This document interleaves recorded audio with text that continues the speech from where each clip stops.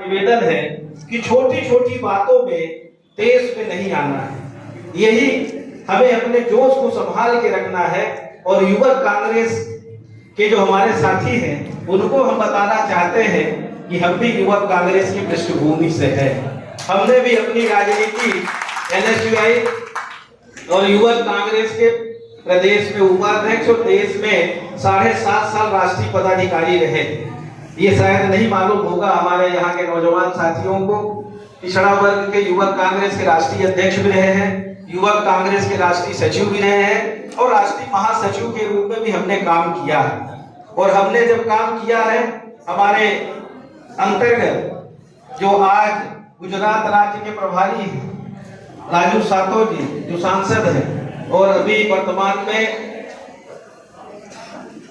आपके पहले जब हम वहाँ प्रभारी थे हमारी प्रदेश की कमेटी में थे महाराष्ट्र के, फिर वो प्रदेश अध्यक्ष भी हमारे रहते बने, फिर राष्ट्रीय अध्यक्ष भी कांग्रेस के बने। हमने ऐसे बहुत सारे उदाहरण है हमारे साथ में जिन लोगों ने काम किया है। जितेंद्र प्रसाद हमारे साथ यूथ कांग्रेस में थे, केंद्रीय मंत्री तक रहे। आपका सचिन पायलट से लेके बहुत सारे हमारे युवक कांग्रेस के साथी हैं, मानिक टेगोर से लेके। पर काम करने वाले का हम ये कह सकते हैं कि जो निष्ठा और लगन के साथ काम करते हैं उनको कहीं कोई रोक नहीं सकता है।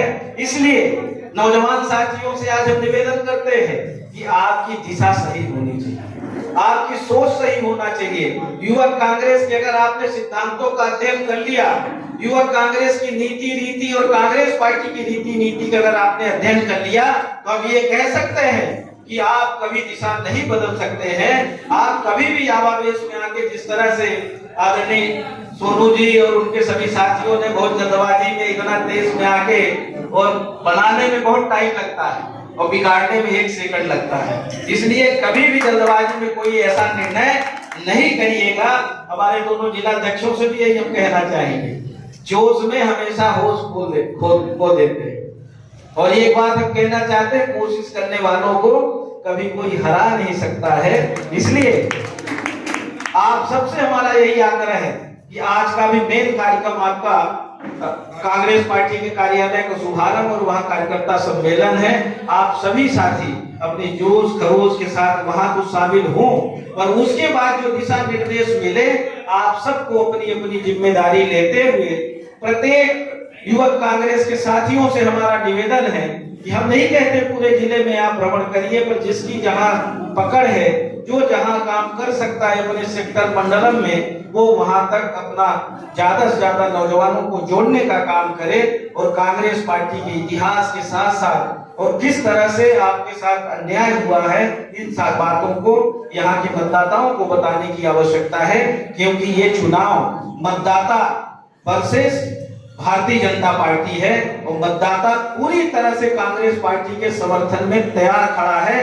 बस जरूरत है उसको सही दिशा देने की, उसके साथ खड़े होने की, कि कोई उसको परेशान नहीं करने पाए, कोई उसके साथ अन्याय अत्याचार नहीं करने पाए। वहां हमारा युवक कांग्रेस का साथी खड़ा मिलना चाहिए। यही आज सबसे बड़ी आवश्यकता है। युवाओं के लिए हम ये कह सकते हैं कि अगर आपकी सरकार बनी तो जिस तरह से आदरणीय कमलनाथ जी काम कर रहे थे, तो युवाओं के भविष्य के लिए जिस तरह से उन्होंने बहुत सारी योजनाएं 70% स्थानीय नौजवानों को रोजगार में आरक्षण से लेके 27% पिछड़ा वर्ग का आरक्षण, पिछड़े वर्ग को लिए तो सामान्य वर्ग के लिए भी 10% का आर्थिक रूप से कमजोर लोगों के लिए आरक्षण, ऐसे बहुत सारे प्रावधान और नौकरियों में भर्ती का भी प्रावधान, ये सारी चीजें फिर से तेजी से होगी और सरकार 100% बनेगी। बस आप सबसे यही निवेदन है कि आपस में थोड़ा बहुत मनमुटाव भी हो, उस मनमुटाव को दूसरी जगह जाहिर मत होने देना। क्योंकि आपकी एकता अगर बनी रहेगी, आपकी अगर एकता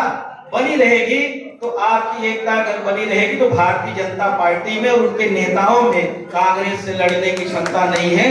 कांग्रेस वो पार्टी है जिसने देश को आजादी दिलाई और देश को एक दिशा दी।